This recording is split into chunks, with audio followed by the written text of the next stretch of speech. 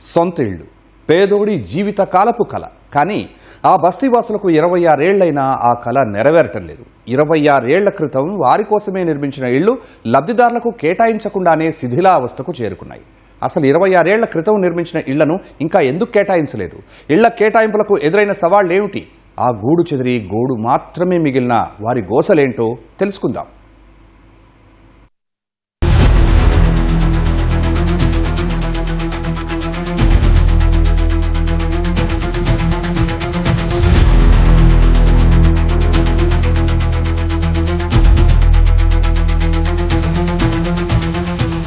సనత్ నగర్ డివిజన్లోని శ్యామలకుంట బస్తీలో పేదల కోసం ప్రభుత్వం పక్కా ఇళ్లు నిర్మించింది. 26 ఏళ్ల క్రితం నూతన భవనాల నిర్మాణం కోసం పేదలు తమ ఇళ్ల స్థలాన్ని ప్రభుత్వానికిచ్చారు. పూరిళ్లు కోల్పోయినా మంచి ఇల్లు వస్తుందని ఆశపడి అద్దె ఇళ్లలో కిరాయి భారమైనా భరించారు. నిర్మాణం పూర్తయింది. నేడో రేపో ఇళ్లను కేటాయిస్తారు, పట్టాలిస్తారని ఎదురు చూశారు. కానీ 26 ఏళ్లు గడిచినా శ్యామలకుంట బస్తీవాసుల సొంతింటి కల కల్లగానే మిగిలిపోయింది. కొందరు ఆ ఇళ్లలో నివాసం ఏర్పాటు చేసుకుని కింది అంతస్తుల్లో తాత్కాలికంగా నివసిస్తున్నారు. పై అంతస్తుల్లోని ఇళ్లన్నీ మురికి కూపాలుగా మారిపోయాయి. చెత్త చెదారంతో దర్శనమిస్తున్నాయి. ప్రభుత్వం పట్టాలు ఇవ్వకపోవడంతో విధిలేని పరిస్థితుల్లో ఇక్కడ నివసిస్తున్నట్లు చెబుతున్నారు.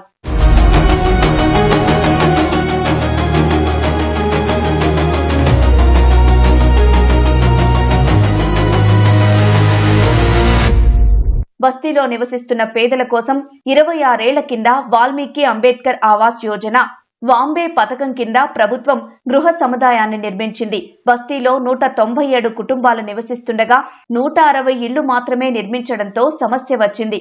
మిగిలిన 37 మందికి సమీపంలోని ఎల్లమ్మ బండలో ఇళ్లను కేటాయిస్తామని అప్పట్లో అధికారులు హామీ ఇచ్చారు. కానీ వారికి అక్కడ ఇవ్వకపోవడంతో బాంబే పథకం కింద నిర్మించిన ఇళ్లను లబ్ధిదారులకు కేటాయించడంలో అధికారులకు ఇబ్బందులు తలెత్తాయి. గృహాల నిర్మాణం నాసిరకంగా ఉండటంతో కొందరు కోర్టులో పిటిషన్ దాఖలు చేసినట్లు స్థానికులు తెలిపారు.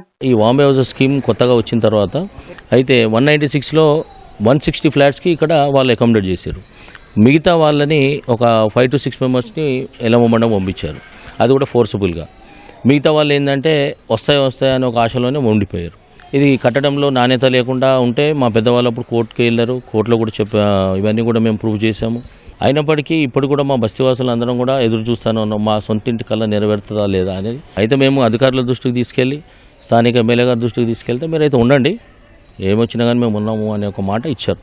ఇంకా అంటే సార్ మాకు ప్రభుత్వం ద్వారాగా మాకు కావాల్సింది ఏంటి అంటే మా అందరికీ కూడా ఒక నీడ ఇస్తే వాళ్ళకు మేము కృతజ్ఞతగా ఉంటాం. ఇళ్లు కేటాయించకున్నా కొందరు పేదలు అందులో నివసిస్తున్నారు. శిథిలావస్థకు చేరిన భవనాల్లో ఉండి బిక్కుబిక్కుమంటూ కాలం వెళ్లదీస్తున్నారు. ముఖ్యంగా వాంబే గృహ సముదాయానికి నీటి సరఫరా ఏర్పాట్లు లేకపోవడంతో ప్రజలకు తాగునీటికి ఇబ్బందులు తప్పడం లేదు. మాకేది చేయకొచ్చిరు, ఇది మరి పట్టా ఇస్తలేరు. మేము ఏమనుకోవాలి, ఉన్నాం కిరాయికి ఉన్నాం అనుకోవాలనా, లేకుంటే మా సొంత ఇల్లు ఉందని అనుకోవాలా, లేకుంటే ఎవరిదైనా దానం ధర్మం తీసుకున్నాం అనుకోవాలా. మేము మా ఇల్లు గులగొట్టి చాలా బేకారు చేసిరు. ఆ గులగొట్టకపోతే మాది ఎవరిది వాళ్ళు కట్టుకొని మంచిగా హాయిగా బతికేటోళ్ళం. ఇప్పుడు ఇది కూడా ఎప్పుడు పోతుందో ఏం లేదో, ఎవరు చేస్తారో ఏం లేదో, అదంతా పట్టాలు ఇస్తామన్నారు కట్టిరు. కట్టగానే మాకు తావులేదు. ఆడ కిరాయి కట్టుకున్న పరిస్థితి మాకు లేక మా ఇండ్లలో నీ పేరు వచ్చింది అంబాలు రానంగానే అని లచ్చున్నాం.